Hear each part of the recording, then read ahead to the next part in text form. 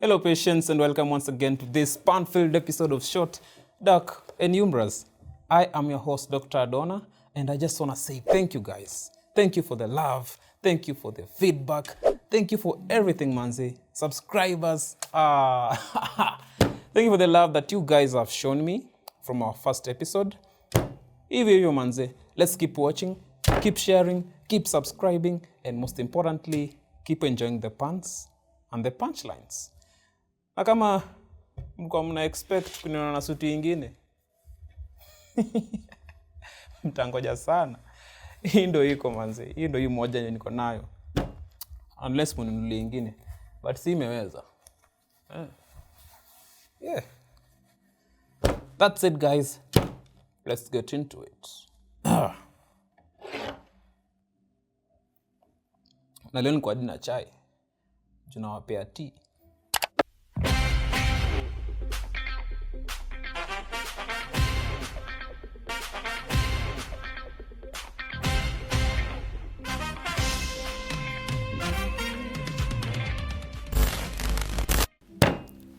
This week, our coach, BOOrale, was promoted from the sidelines to the headlines when his former player made this statement. My biggest mistake in life is marrying BOOrale. Really? Nasiko baya. Really? Yes. From this, I actually think the coach realized that this was the worst player he ever signed. Because why as a free agent would you expose the team's secrets? Rosina went on ahead to say that BOOrale was always borrowing money. I think at this point, karibu aanze kumuita Hadija, juu ya vile alikuwa nakopa. And from that, Rosina couldn't call him a man of steel, juu alikuwa amekopa sana. Which to me sounds like maybe BOOrale was broke at the time, which kind of explains why alikuwa anajiita Bob. But what caught my attention is when she said that the darkest period of her life was when she was in the marriage with the coach. And if you listen carefully, you'll also realize that she was always protected from the outside world from the marriage. And the darkest period in my life was when I was with BOOrale. I think alikuwa anaona giza juu kocha alikuwa anataka huyu player akue kwa limelight. And being the darkest period of her life, she decided to walk out of the marriage. I think this is the first pastor mwenye alishindwa na nguvu za giza. I did my due diligence. And after my due diligence and watching Rose Muhando on Dr. Kingori's podcast, I realized that Rose Muhando and Rosina have a few similar experiences. I think the moral of this story is if you want to live happily in marriage, don't become a female gospel artist. Ama pia mnataka nitaje size 8. But what surprised me the most is that even after tying the knot or after the wedding, BOOrale still went on with the celibacy thing. Went for honeymoon in South Africa. Celibacy bado iliendelea though. Ati? Unaona hiyo celibacy? It went on. Celibacy iliendelea South Africa? Yes. Hadi mkarudi Kenya? Yes. Which for me, I think it was okay from a pastor's perspective. I think BOOrale alikuwa anataka Rosina aonje utamu wa Yesu peke yake.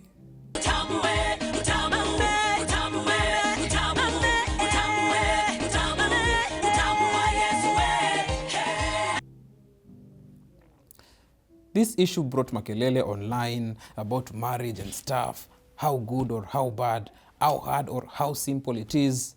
But one person answered it. Simple boy alioa. And this proved how simple a marriage could be. And of course, not forgetting what happened between Ruth K and Mulamwa. Even after kunyang'anywa meno, Ruth K recently said she still believes in marriage. She still believes marriage is good. And you wonder how she got smart all of a sudden. I think alimia wisdom teeth. On other news, on politics, your favorite cousin Rigathi Gachagua aka Riggy G made a statement saying Raila ni mzee lakini ni mjanja, and This is what he said in this video. Huyu mzee ni mjaja sana. Pale kwa Ruto ametengeneza grupu mbili. 2 groups. Ni mzee mjaja. Ni mzee lakini ni mjaja. Grupu moja ni ya kutoa pesa kwa Ruto. Ile akina Junet kumsifu, broad based, nini, ndio pesa itoke. Na viti na ile mambo wamehayadana na Ruto. La kwa sababu anajua Ruto pia ni conman, hawezi timiza ile mmekubaliana, ameuda grupu ingine ya kina Sifuna ya kupiga kelele. I watched this video and I heard this and I was like, kwani kazi ya baba kwa familia ni nini kama sio kupanga nyumba? This is very relative because nani ajui beef ya makuzo huanza from side ya baba? On other news, Maseno University lecturers striked as they were demonstrating on Deras. Serikali tafadhali, najua mko na deni ya hawa malecturer, lakini tafadhali consider hawa wetu wa Maseno kidogo. Shughulikeni tu hawa kwanza, alafu hao wengine wakisi rongo mtashughulika nao baadaye, lakini hawa wetu, hii ni emergency, tafadhali shughulikieni hawa wetu wa Maseno kidogo tu kwanza, malizane nao. Sasa wamevaa dera. Sasa next, sasa kikuja na boxer tutasema nini? Tutaambia nini watu? Aibu itakuwa ya nani? Tafadhali malizeni na hawa wetu kwanza. I think walikuwa nataka kuwa free as they express their demand for better pay. But what caught my attention is the men in Dera. Which made me question, okay, just in case someone visits you, how do you explain to them and make them believe ati hii Dera miwenda nayo maandamano? How? And even as a male lecturer, how do you expect me kama mwanafunzi wako ni kuview the same after nimekuona na Dera? How? For me, ingekuwa ni mimi, I'll always see you as someone from northeastern Kenya. Juu umeamua kukua Mandera. Being customer service week, this is one of those weeks yenye regular clients wako Inanga Street never want to miss a day. I actually think this is the week these guys are going to spend their money on bed. In fact, I heard that this year's customer service week theme is Mission Possible. Mission Possible. Though I highly doubt if this still applies to the regular clients of the Ladies of the Night. I think theirs is Missionary Possible. Normally after a successful business transaction, people always say, it was pleasure doing business with you. But for this week, I think the most famous quote will be, it was business doing pleasure with you. But I again thought, what if we had a self-service week? Hotels would close down in a span of 1 week. And I think this would actually be Luya's favorite week of the year. They would be like, Wafura, mimi nangoja yako tu siku ya self-service week. Nini nijipakuli yako ugali sahani 7 na ingo. Na nibeba yako mchele kilo moja nirambako nikiendaka nyumbani. Wafura, nakwambia hiyo wiki hata Christmas haifiki. Hata sikukuu ifikamo. I swear Luya should live the life during this week. And this also made me think, what if there were specific days with discounts on fine? For example, ukifanya makosa on Tuesday, hiyo siku ni siku ya discount. Tuesday ni siku ya discount, yani in every fine. Like ukipiga picha mali wameka post ya usipige picha hapa.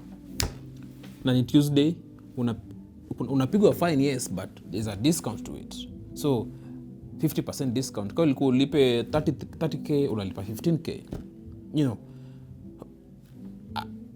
I know it's a silly thought, but I just thought about it and thought I should share with you guys. Munipe maoni yenyu. Okay, I think it will be a very good idea, but still a very bad idea, because people will be making mistakes for fun.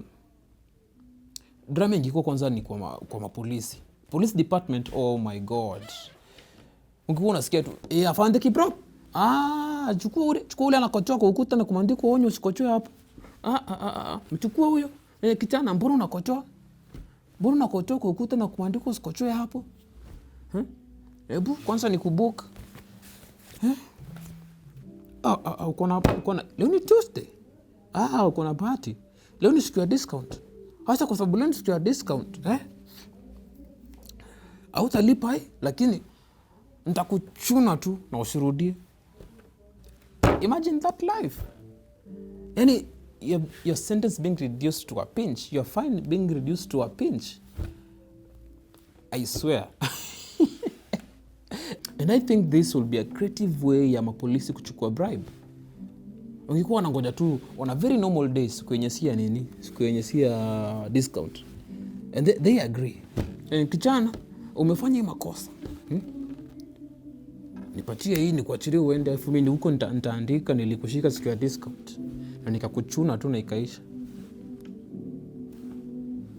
Nimewapea idea mapolisi, use this, pitch this. But I think from that hapo ungekuwa unasikia kesi za kiajabu. Mara mtu amebandika poster ya mganga kutoka Kitui kwa ukuta ya Holy Basilica. Mara mtu ameweka poster ya nguruwe for sale kwa ukuta ya mosque.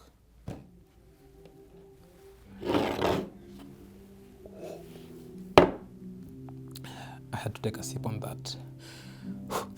Anyway, that's it for today's episode. I'm your host, Dr. Adonah. See you next week, same place, same time, same vibes.